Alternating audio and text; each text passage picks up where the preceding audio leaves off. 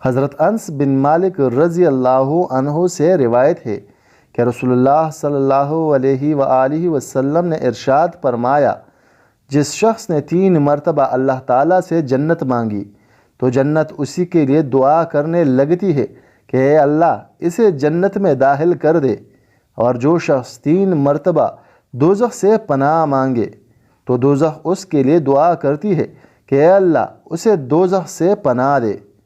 رسول اللہ صلی اللہ علیہ وآلہ وسلم حضرت عمر بن خطاب رضی اللہ تعالی عنہ کے پاس آئے تو وہ سواروں کی ایک جماعت کے ساتھ چل رہے تھے اور اپنے باپ کی قسم کھا رہے تھے۔ نبی کریم صلی اللہ علیہ وآلہ وسلم نے فرمایا کہ خبردار، اللہ تعالیٰ نے تمہیں باپ دادا کی قسم کھانے سے منع فرمایا ہے۔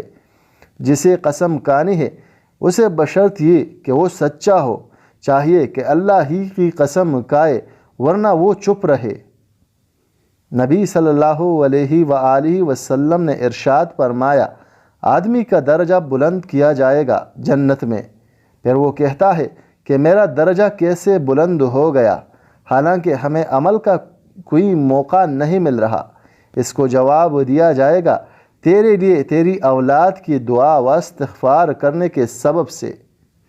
رسول اللہ صلی اللہ علیہ وآلہ وسلم نے فرمایا، اگر 4 عادتیں تم میں موجود ہے تو دنیا سے اگر تمہیں کچھ بھی نہ ملے تو کوئی حرج نہیں۔ امانت کی حفاظت، سچ بولنا، اچھا اخلاق اور پاکیزہ حلال لقمہ۔